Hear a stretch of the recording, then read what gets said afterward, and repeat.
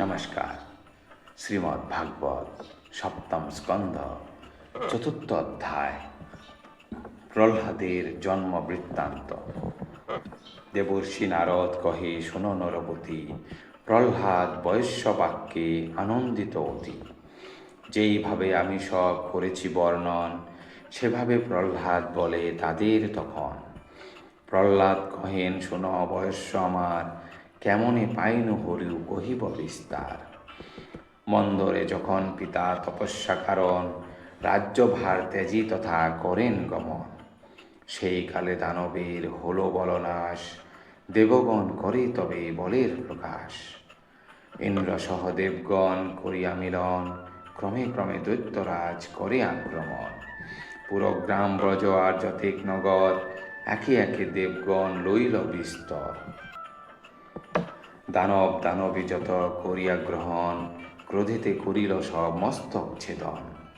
সেই কালে মম মাতা রাজরানী ছিল, ইন্দ্র তারে অনায়াসে বন্দিনী করিল।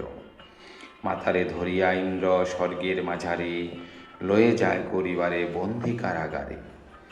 জাতিতে কামিনী বটে আমার জননী, বিপদে আকুলা যেন মণিহারা ফণি। সেই কালে পরিপূর্ণ গর্ভ ছিল তার, গর্ভরক্ষা হেতু চিন্তা হইল অপার। প্রাণ ভয়ে সতী সাধ্বী কেঁদে বলে তাই, কৃপা করি দেবরাজ বাঁচাও আমায়। সহসা নারদ সেথা করে আগমন, দয়াদ্র হইল চিত্ত শুনিয়া ক্রন্দন। স্থির হও বলি ঋষি ইন্দ্রে সম্বোধিয়া, কহিলেন সুরপতি শোনো মন দিয়া। কয়াধু দানবী বটে জাতিতে রমণী, কোন দোষে নারী হত্যা কর দেবমণি। অবলা সরলাবালা করিছে ক্রন্দন, উহারে আমার হস্তে করহ অর্পণ। নারদের বাণী শুনি তবে বজ্রধর, কয়াধুরে সমর্পণ করিল সত্তর। সমর্পণ কালে ইন্দ্র কহেন বচন, রাখিনু তোমার বাক্য তুমি গুরুজন। একটি মিনতি মম তোমার সকাশ, যখন ইহার পুত্র হইবে প্রকাশ। সেই পুত্র মম হস্তে করিবে অর্পণ, নিশ্চয় বধিব আমি তাহার জীবন। নারদ কহেন তবে শোনো সুরপতি, মহাভাগবত হবে ইহার সন্ততি। নিষ্পাপ ও শ্রীহরির হবে অনুচর, বধিতে নারিবে তারে শোনো নিপবর। সেই হেতু বধ আর তার উচিত না হয়, তাহা হতে দৈত্যবধ কহিনু নিশ্চয়। শুনিয়া নারদ বাণী দেবতার প্রতি, জন্মিল তাহার মনে শ্রদ্ধা মোর প্রতি। জননীরে বার কয় করি প্রদক্ষিণ, স্বর্গরাজ্যে চলিলেন অনুতাপহীন। জননীরে লয়ে তবে সেই ঋষিবর, আপন আশ্রমে যান হইয়া সত্তর। যতদিন দৈত্যপতি করে তপাচার, সে অবধি মাতারণ আশ্রমে তাহার। বহু যত্নে নারদের করেন সেবন, ক্রমে তাহে তুষ্ট হন সেই ঋষিজন। ইচ্ছা প্রসবের বর পেলেন তথায়, মাতা সদা রতরণ তাহার সেবায়। জননী সেবায় তুষ্ট হয়ে ঋষিবর, শ্রীহরির তত্ত্বকথা কহেন বিস্তর। ভক্তির লক্ষণ জ্ঞান আত্মার বিষয়, উপদেশ দান করে মুনি মহাশয়। সকলে বিস্মিত মাতা হন এই ক্ষণে, মুনি অনুগ্রহে তাহা আছে মোর মনে। শুনো গো বয়স্যগণ আমার বচন, শ্রদ্ধা সহ উপদেশ করহ শ্রবণ। অন্ধকার দূরে যাবে যেবা তাহা শুনে, তাহারও সারিবে পাপ শ্রদ্ধা যার মনে। সমভাবে থাকে বৃক্ষ সময় সময়, ছয়টি বিকৃত তার দেহে লক্ষ্য হয়। সেই রূপ আত্মা হয় সমভাবে স্থিত, কাল বসে দেহ হয় বিকারে ব্যাপৃত। অদ্বিতীয় নিরঞ্জন সর্বজ্ঞ অক্ষয়, নির্বিকার জ্যোতির্ময় সকল আশ্রয়।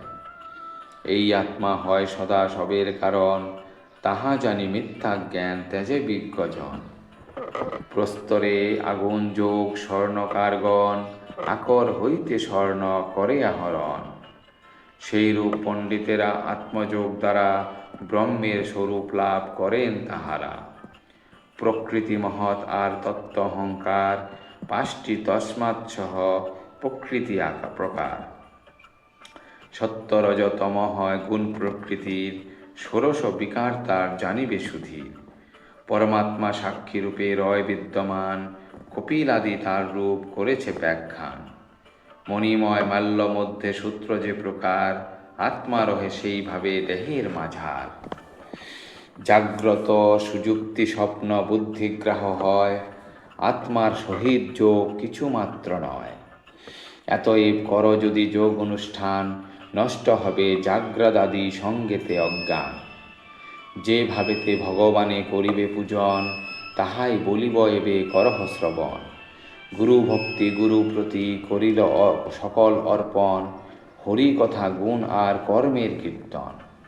পাদ পদ্ম জ্ঞান ধ্যান মূর্তি দর্শন অর্জন, সর্বভূতে ঈশ্বরের অস্তিত্ব গহন। সাধু বলি সর্বজীবে ভাবিবে অন্তরে, সররিপু কর জয় পূজ শ্রী হরিরে। লীলার ইচ্ছায় প্রভু যেই কর্ম করে, তাহার শ্রবণে ভক্ত প্রফুল্ল অন্তরে। নাচে গায় হাস্য করে কখনো রোদন, ভক্তি ভরে কভু করে নাম উচ্চারণ। এই রূপে হয় মুক্ত সংসার বন্ধন, ভক্তিযোগ নাশে তার অজ্ঞান কারণ।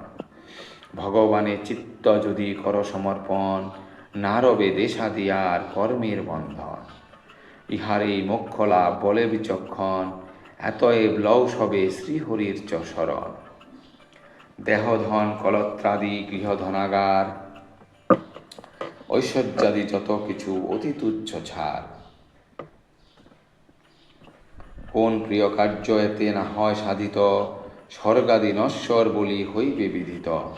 অন্তর্যামী ভগবান হয় দোষহীন, ভক্তি ভরে তার দেহে হইবে ক্লীন।